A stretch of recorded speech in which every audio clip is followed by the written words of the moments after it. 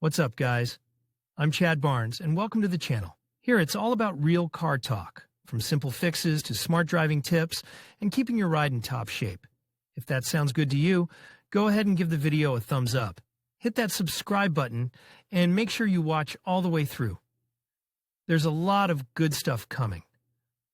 Let's get to it. The dashing 90s, as you know, the Togliatti 10 was born long and painfully, having lost its own father at the stage of plasticine models. Aerodynamics was one of the most important milestones of the new project. And unusual apertures and shields on the wheels and recessed door handles cut down the technology. Vladimir Yartsev, about whom we have repeatedly told the future VAZ-2110, by the will of fate, ended up in Belgium back in 1988, where it has been living permanently since 1991. Orphaned, the future VAZ-2110 also survived the Soviet state, finding itself in the zone of transitional turbulence for several years as the fragments of the once huge country were feverish in the transition from planned administrative economy to market economy. AvtoVAZ also suffered a painful blow, facing a whole range of problems of the transition period: inflation, logistics chains disrupted by the collapse of the USSR, delays in the supply of components and payments for shipped cars. It only remains to remember the rampant criminality to understand in what difficult time the second front-wheel drive VAZ was born. The image of the 10 was finally formed by 1987, when a wooden model of 2110 passed aerodynamic tests at the Porsche company. Well, and in early 1989 were ready running models, prototypes of the Series 200, which in the period 1989 to 1990 produced a total of almost 50 copies for various works on the project. In fact, the 10 visually took place even before the collapse of the USSR, and it was planned to be put into serial production on July 1, 1992.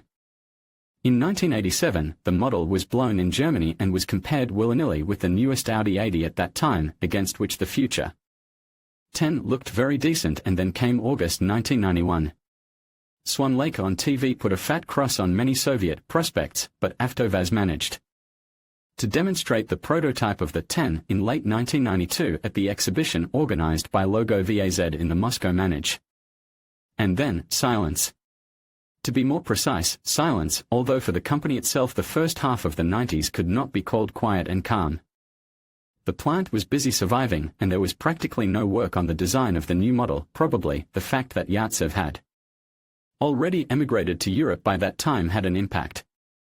In 1992 to 1994, VAZ testers worked actively, testing the car in various climatic conditions, for which, with the help of aviation prototypes, were thrown in the Komi Republic and Magadan region, which Kuduk, Kamchik Pass and Skent Auto Polygon, Uzbekistan, as well as conducted long-term tests at the Dmitrov Proving Ground, where prototypes rolled about 80,000 kilometers back in 1989. That is, at that difficult time VAZ was actively engaged in refining the driving qualities, but the exterior of the car, in fact, was already a closed topic. The pre-production prototype was shown to Boris Yeltsin in 1993. By that time, the appearance of the car had already been finalized. The conditional launch of the new model took place only on June 27, 1995 in AvtoVAZ's pilot production facility, that is, at least 5 years after the car's exterior was ready. Alas, only 150 cars were made during the year, and serial production in the same OPP began even later, in August 1996, and the first marketable copies went on sale only in November.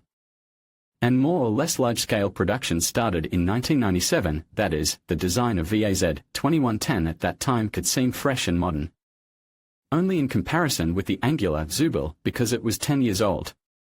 In addition, many potential buyers did not like this mixture of barrel and sub, the more so that the first commercial machines did not go far from the pre-production samples, jostling with gaps and playing in all planes poorly fitted body panels. Add to this two small 8-measure wheels, the design of which in general did not fit with the chubby round body of the pregnant Antelope, and the result was a distinctive car with streamlined forms, but quite controversial in some places and clearly not polished to the level of a serial product. And how many copies in the media and discussions of ordinary motorists were broken then about undercut rear arches, because of which the side visually seemed even heavier and heavier. In other words, just when the long-suffering car was finally put into serial production, Togliatti seriously thought about how to ennoble and modernize its design, as they call it, with little blood. And, most interestingly, the improved version of the sedan was going to be produced not on the main assembly line, but in pilot production. And the cherry on the cake in all this story was another unusual fact, with the order to develop a project to modernize the VAZ-2110. The director of the OPP-VAZ Sergei Perevozentsev turned not to the regular VAZ designers, but to the same Vladimir Anatolievich Yartsev. However, the history of Emka, aka Tishka, historically correct to start with one more, and much less known project of Yartsev. On the basis of 10, which received its own name, Nola. Restyling number 1, Nola. Before Vladimir Yartsev finally moved to Belgium in March 1991, he worked from June 1988 to June 1990 at Skaldia Volga, which represented various Soviet cars in Europe for over 25 years. In 2 years, the lead designer of the 2110 project managed to create an improved modification of the Lada Carlota, and a hot hatch Lada Samurai RSI, and a convertible, which later received its own name Natasha. In other words, Vladimir had vast experience in adapting the appearance of domestic Ladas to the demanding tastes of the spoiled Western buyer. Probably, it was this in 1996 that influenced the decision of the OPP director Sergei Perevozentsev to ask the author of the 10th design Vladimir Yartsev to create a tuning version of the car, that is, to follow the same path as with the Carlota, only this time on the basis of his own brainchild.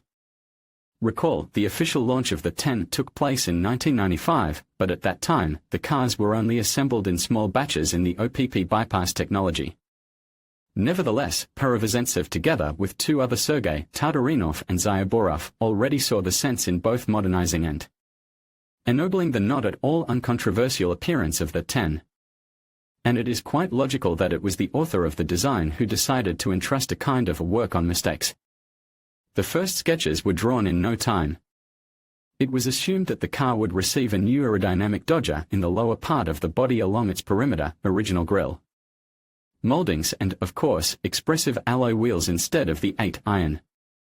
At first Yartsev developed a variant of improvements of the sedan, but after a couple of weeks were ready and sketches for the station wagon, yes, in the plural, because there were 2 variants. Then on the sedan made in the OPP, Vladimir carried out modeling and mold original parts from plasticine, which were to turn an ordinary VAZ-2110 into a more elegant and pro-Western car. The tooling for the production of components was done by the Bavarian company Miedel Design, and all the new attachments were manufactured at the German company Piccola, the same company that produced Dodges for Lada Carlota. A little bit about the timing: if the layout of the project began in late April, then in June-July Yartsev engaged in artistic molding, bringing to the required condition of the shape of plasticine parts. And already in the middle of summer 1996 the first version of Nola was ready. Thanks to the minimal interference in the design of the body, the car retained a recognizable look, but became more attractive. Thus, the grille received a complex and expressive plastic, not to compare with the flat board of the factory version. The same theme was supported by a carefully designed bottom of the front bumper, and horizontal moldings around the perimeter of the body. Visually had to make the car lower and flatter, dividing the cargo sidewall into 2 parts. Of course, there was also a neat spoiler on the trunk lid, without which no Yartsev's creation on the basis of front-wheel drive VAZs could do without. Already in September, Piccolo's specialists started baking the original bumpers, grille and spoiler, in other words, the whole project took only a few months thanks to Yartsev's enthusiasm and his long-standing connections in the right circles for production. Radiator grilles as well as alloy wheels, Vladimir Yartsev's favorite horse, Edmund Piccola and Vladimir Yartsev near the future Nola. By that time the former VAZ designer had been cooperating with Piccola company for almost 10 years already. Where did the name Nola come from? According to Vladimir Anatolievich, N, O, and L are nothing but the first letters of women's names Natalia, Oksana, and Ludmila, the names of the second halves of the project creators. And the last A was added to make the abbreviation euphonious. From left to right, Ludmila, Natalia and Oksana, from the first letters of their names the name of the project was formed according. To available data, the Germans made 1,100 sets of Nola Dodger for VAZ, 100 of which went not to Togliatti, but to Bulgaria. Most of the tuning cars were made on the basis of a sedan. Station wagons were much less, however, this is not surprising given the difference in production volumes. And hatchbacks with the prefix Nola were produced literally a few copies. Restyling number 2 Nola 2, aka VAZ-2110's. Even after the release of small series Nola, the idea of modernization of VAZ-2110 in Togliatti was still in the air. And found a chance for in-plant implementation for an unexpected reason, since all documentation for the 10 was made manually. Without computer-aided design, for any small mini-series facelift required to analyze all drawings and details, after which to achieve their similarity to mathematical models. There was another option, to remake both dies and welding tooling in accordance with the math model, then checking everything when assembling the body. In fact, it made no sense to do this huge piece of work without modernizing the appearance of the car, which by the end of the 90s, if not obsolete, did not give the impression of a fresh development. There were no clearly defined technical specifications. Initially, designers were allowed to change only the bumpers and grille, in other words, to proceed in much the same way as VAZ did on the Nola. A little later, the hood and headlights were added to the list of new parts, which significantly loosened the hands of design teams. That's right, groups, because the serial priora was preceded by as many as 6 different variants of appearance modernization. The first variant belonged to V. Stepanov, the second S. Taranov, the third E. Lobanov, the fourth, which received the optics of the Niva VAZ-2123, made V. Samushkin. Subsequently, several prototypes of such a car were even made. But there was a fifth one.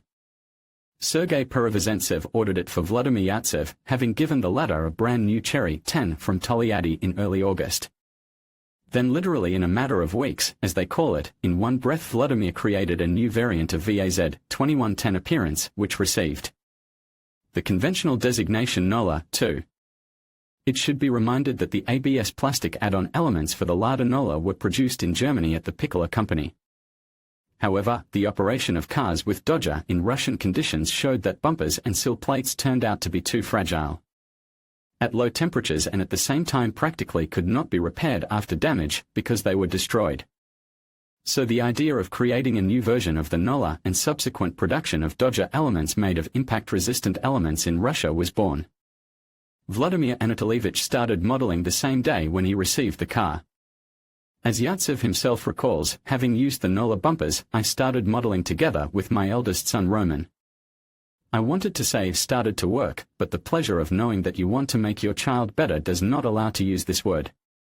The usual 103rd in Vladimir's skillful hands was to turn into VAZ-2110 and the process, you can see that Emka, was to get a nasal hood, a new angle of the fender junction with the turn signal, as well as convex wheel arches. The amount of orange color shows how much more extensive the changes were in the front than in the rear and to evaluate the appearance of the plasticine model, Vladimir Anatolievich used full-size printouts of wheel rims, covering the standard stamping with them. At the beginning of September 2000, Ludwig Miedl, who previously worked for Piccola, came to Belgium from Bavaria, and in 1994 he founded his own company, renting a space near the Chicken Coop. It was he who, from old memory, took up the work, and then Vladimir went to Bavaria together with Ludwig and helped him to make molds for the prototype. Further work partners contractors carried out without the active intervention of Yatsev, who was on vacation in Spain. When he returned, he simply did not recognize his child, so Nola 2, according to Yatsev himself, has been transformed for the better. As well as other elements of the Dodger, the front fenders were not made of metal at all. Nola 2, better known as VAZ-2110's. Subsequently, the grille pattern was simplified, placing the emblem in the center. Note the elegant lip spoiler, which was not present on the production version like last time. The front headlights have not been touched. But the hood, retaining the horizontal connector with the front fenders, has become different. One can draw an analogy with the long-winged Samara, but the hood lid not just got an extended nose, but began to reach the front bumper, sheltering the radiator grille integrated into the hood. Such a decision, however, is not new and, for example, was typical for Mercedes, BMW or Audi cars of the 90s. Already on September 30th, a delegation of custom acceptors, as Vladimir aptly dubbed them, flew to Germany. They were S. Perovozentsev, V. Kozenkov, L. Arganin and S. Zibarov. The new design was accepted without any comments, and subsequently the OPP produced it, rather than the 4 previous ones created by the current VAZ designers. Thus, from the idea to the presentation of this car at the Russian Motor Show took only 11 months, a period unprecedented by our standards, and a year after the premiere, small-scale production of the modernized 10 began in the SRV. By the way, Vladimir Yartsev, who at that time came to his native land, the city of Zhiguliovsk, unexpectedly received an invitation from Sergei Perovozentsev to the presentation of the production car in Tolyatti, which took place on July 6, 2002. For Vladimir Yartsev himself, a kind of cherry on the cake in this trip was a meeting with his best friend and co-author on the 10th family, Alexander Patrushev. And now let's try to dot the i's regarding the designation of the car. The name Nola, too, did not take root and did not appear on the Russian market. Instead, the car was timidly called first VAZ-2110M modernized, then VAZ-2110T, where the letter T was decoded as tuning. The official model index was a numerical abracadabra embossed on the identification plate under the hood, VAZ-21103-1003. From the usual 10, this Emka differed from the outside by a new hood, front fenders with relief wheel arches instead of the previous flat ones, bumpers, sill plates, extended diffusers of front turn signals, side moldings and rear spoiler. There were changes to the interior as well, such as a new dashboard overlay and original door trim and seat trim. It was planned that the OPP would supply the hood and fenders to SKP, where the black body would be made, which would then be painted and partially assembled on the main assembly line, after which it would be delivered by truck to the OPP site for further completion and assembly. In the fall of 2001, the standard 103rd VAZ-2110 with a 16-valve engine was priced at 160,000 rubles by the factory, while the Emka assembled by the OPP in Tolyatti was asked for 173,000 rubles. Thus, the difference was about $440 at the exchange rate at that time, but in showrooms the cars cost already $6,000 and $6,700 respectively, and at some dealers the difference reached $1,000. Nevertheless, there were those who wanted to buy factory tuning. For example, at that time the first 4 VAZ-2110MS were sold in just 2 days in Moscow auto showroom, Lada favorite. And how many Emkas did the OPP manage to produce? Alas, there is no exact figure. It is only known that the plan for September 2001 was 58 cars. In 2002 they planned to produce, and did, about 1,000 Emkas, and in 2003 they produced about 200 to 250 modernized cars every month. Most likely, out of 1,872,600 sedans, station wagons and hatchbacks of this family, produced over 12 years, Emkas from 2001 in the OPP were made not less than 5,000 and not more than 10,000 copies. Officially, VAZ-2110T was produced, as well as the basic 10, until 2007, when this model was replaced by Lada Priora, also a product of deep modernization of the 10th family. However, this is a completely different story, which we also told the author and editorial staff would like to thank Vladimir Anatolievich Yartsev for his help in preparing the material. In conclusion, the story of the VAZ-2110 and its unique Belgian restyling is a fascinating chapter in automotive history. With 2 distinct redesigns, this model not only showcases the creativity and innovation of its Belgian designers but also highlights the enduring appeal of the original Russian engineering. The VAZ-2110 stands as a testament to how cultural exchange and collaboration can breathe new life into a classic vehicle, making it relevant and appealing to a broader audience. As we reflect on this journey, it becomes clear that the legacy of the VAZ-2110 is not just about its design, but also about the connections it forged across borders. Thank you for joining us in exploring this intriguing tale.